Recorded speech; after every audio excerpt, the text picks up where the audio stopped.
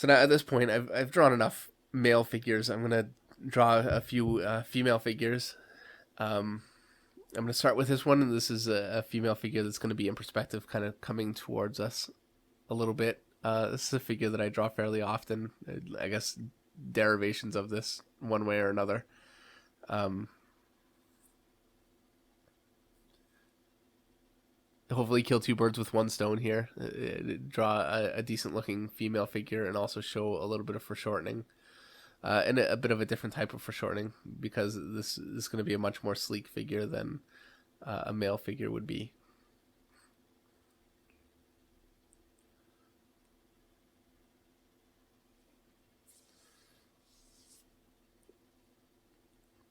You can see I had that lower leg drawn in with the foot, and it was just looking a little clunky. So I just erased it and foreshortened it back behind the front leg a little bit more, so you can only see part of the foot. It just looks a little better, a little less distracting.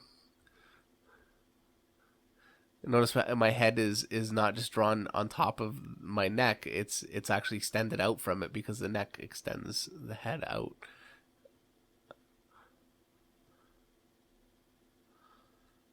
And the forearm is quite a bit longer than the upper arm in that arm, and it will be again in this arm. And that's just the nature of foreshortening.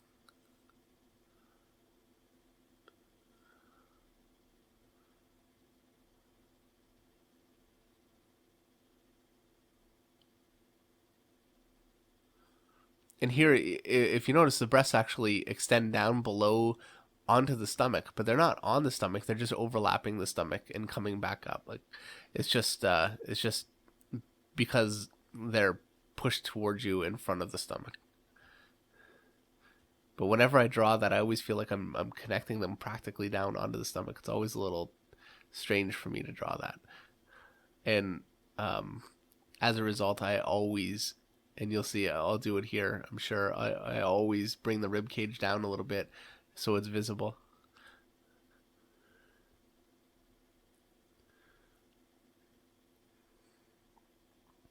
Notice how all the forms that are in front of other forms cross over. The line crosses over in front of the line behind it, and I try to do that all the way back consistently, and that pushes it forward.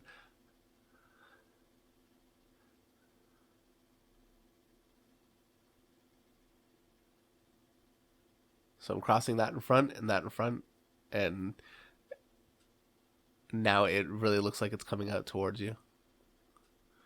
That, I just brought that line in for the same reason. There, I extend my rib cage way down to accommodate my chest for that reason. I do that every time.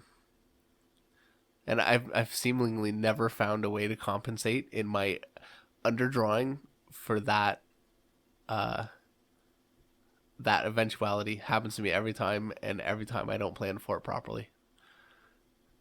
But ultimately, I guess it works.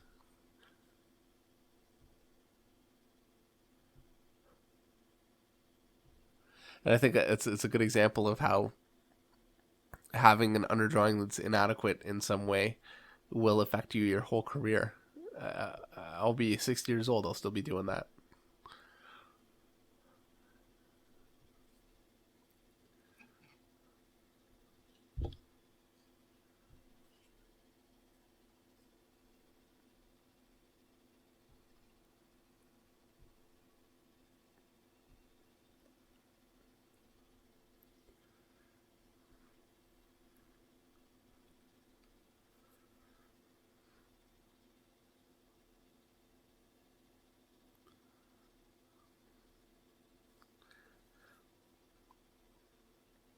I feel like I've got most of this figure worked in. I'm just gonna draw in the hands.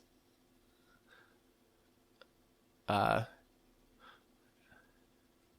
as I'm drawing it, I feel like it might be a little bit masculine, actually, that hand, uh, for what I'm trying to get with a female figure.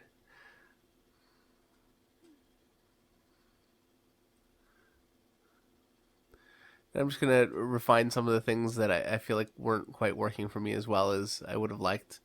There's always margin for error, um, and one of the things about being an amateur artist is there's always going to be more errors in your artwork than there will be when you're a more mature artist, because um, it's impossible to think of everything at once. You simply can't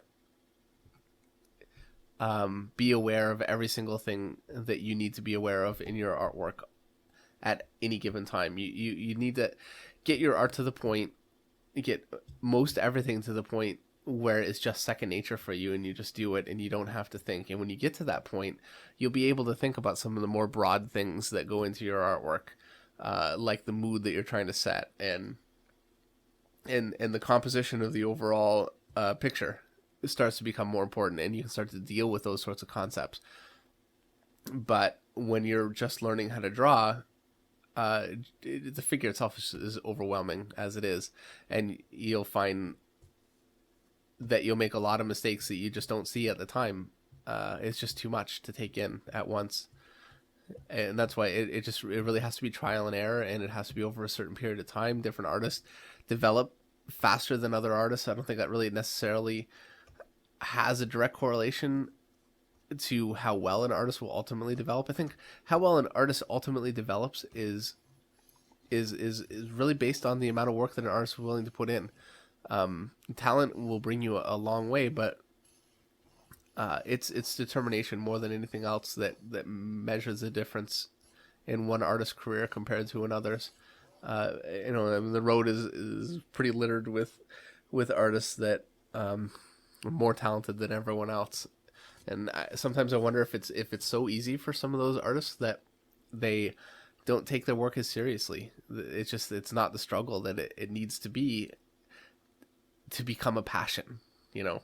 So I suppose maybe I can be thankful that this job is freaking hard for me, so it stays a passion for me. I'll always love it. I'll always love the challenge, and I really do try very hard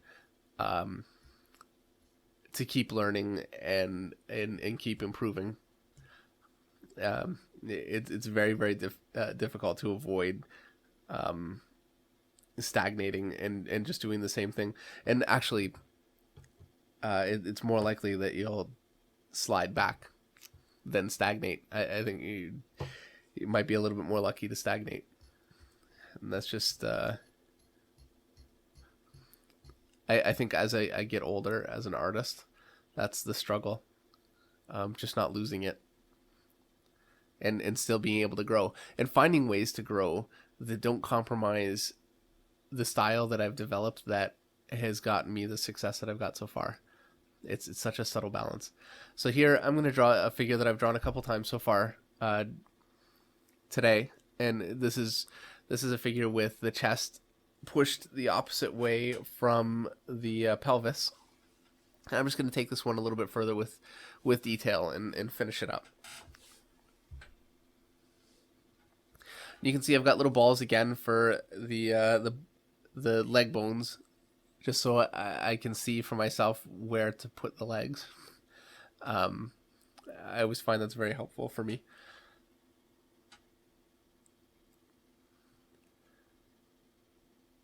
And she has her weight distributed on both legs, rather than just the one.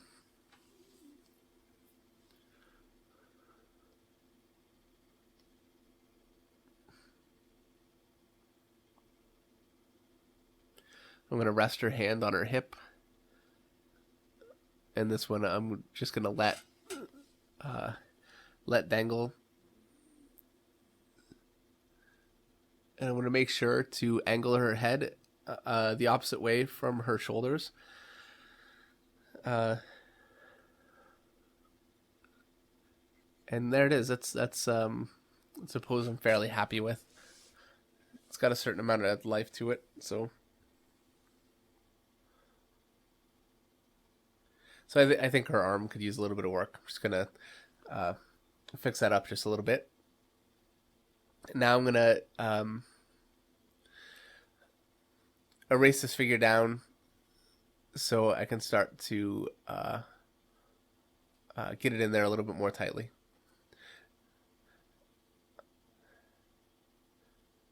And I'm putting my line weights in as I go for the most part. There, I've got line weights in all my inside curves there. I'll put some line weights under that breast too, just a bit. One breast is maybe a little larger than the other. And with a female figure, it's nice because once I get this cartoon drawn, that represents most of the work. There really isn't the kind of detailing that I put into a male figure that can be so time consuming. I find for me that the time consuming thing with a female figure is the hair and the face. Once I've got those worked in, as long as I've done my due diligence with the body and made sure to get things in there proportionally and with a decent pose, I just don't really run into too much trouble. It can go very, very quickly. With a male body, that can be quite a bit more work involved.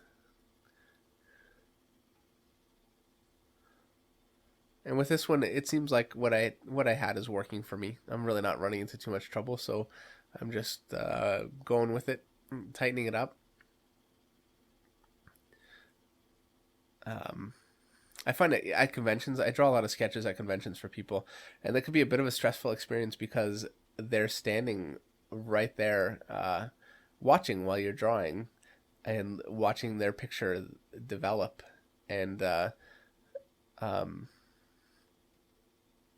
I always do a bit of an underdrawing the same way that I'm doing here, and I'm always under a time constraint, so I probably don't finish the underdrawing quite as well as I could, and I end up with a figure finished that is completely and utterly different than my underdrawing.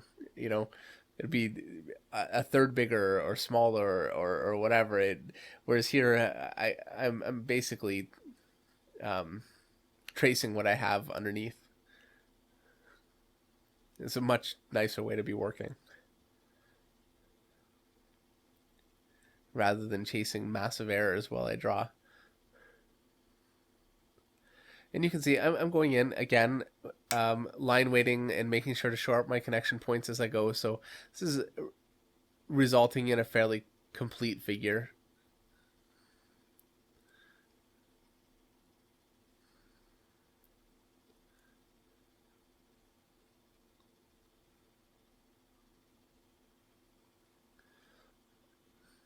I'm gonna try and make sure that her hand is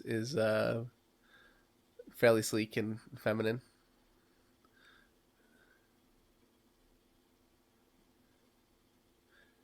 I should mention actually that I'm probably having a little more of an easy time making my figures match up to my under drawings, because I'm drawing just the figure and I'm really not drawing the faces right now.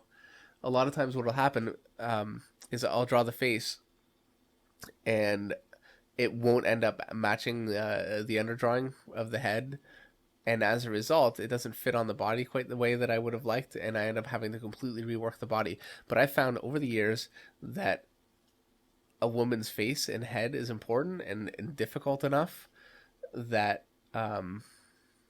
it's worth redrawing the body to match the face rather than the other way around. It's a real headache trying to get a good head for a woman attached to a body that's pre-drawn.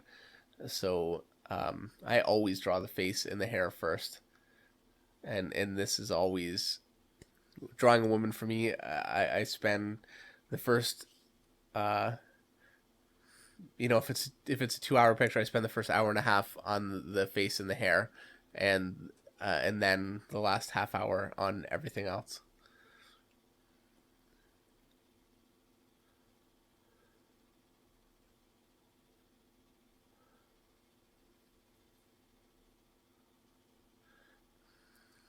I think that lighting was getting a little overbearing looking.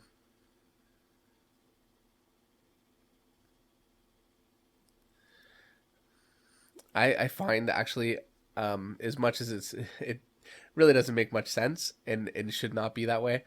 A lot of times I'm better off to draw a man and a woman standing side by side, with the man heavily shadowed and rendered, and the woman almost completely light and unshadowed.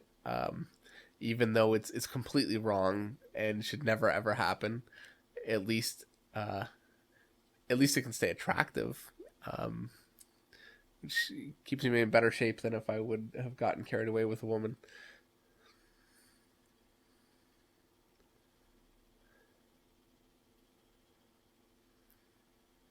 It's much more difficult to shadow a woman, I find, than to shadow a male figure. All right, and for one final female figure, we're gonna draw a woman from behind, um, which uh, at one time was a more challenging view, I think, for me than from in front. But I've gotten a lot more comfortable with it. I really owe this view that I'm drawing right now to Alan Davis. This is such an Alan Davis special right here, and um, I've always found it very attractive. Again, you'll notice that the hips and the shoulders are uh, angled away from each other, opposite to each other. So I mean, this is a it's a much more attractive pose than if she was just standing there. Um, I'm really not going to work out all of the anatomy in her legs and all that kind of thing because, frankly, for this, it's the overall shape of the leg that's the most important.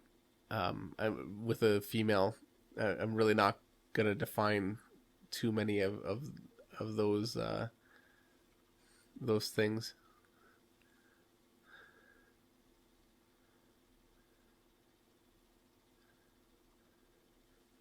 And the way I've drawn her, she's either got heels on or she has her feet pointed.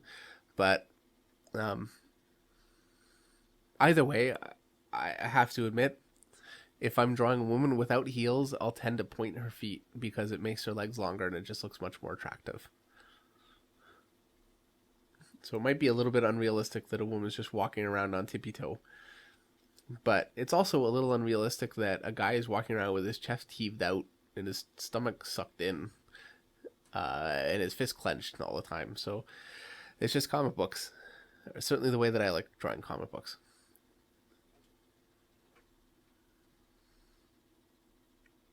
So I apologize for the top of my head covering half the screen for this.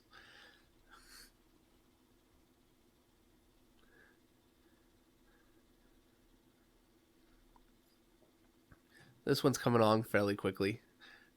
All the same things that we've been doing for the last few drawings. Just keeping things fairly light and fairly clean and sleek. And I'm really not going to go in with too much shadowing. Uh, Unless I absolutely have to, I just stay away from it with women.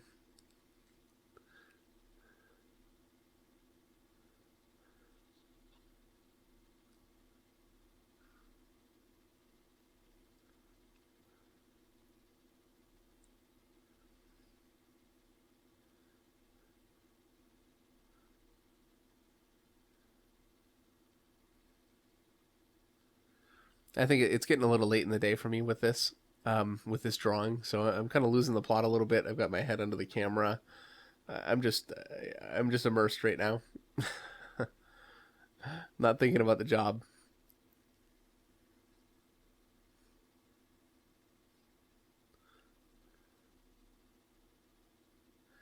And notice I'm not drawing the line for her buttocks all the way across. I'm just drawing just enough to give a hint of that shape, and that's it. Just a little bit. Too much of it creates a real crease there, and it's really not very attractive to do that. And you'll also notice how I've got a line drawn straight across for one buttock, and the line on the other one is extended outwards and kind of well downwards. And the reason for that is one leg is bearing her weight and is the legs pressed up and back, so it her bum on that side is is a little more compressed. On the other one, she has her leg extended out um, and lengthened, so it's also actually lengthening out her butt there.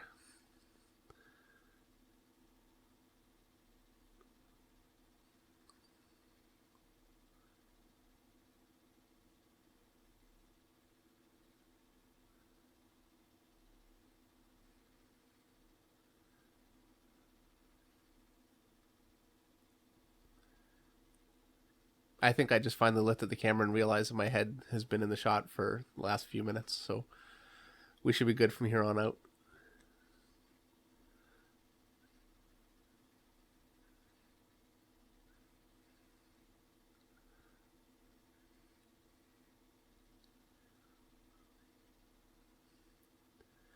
And there she is. Just some subtle line weights, not much, just enough to give her a little bit of weight, and just enough detail to keep it soft.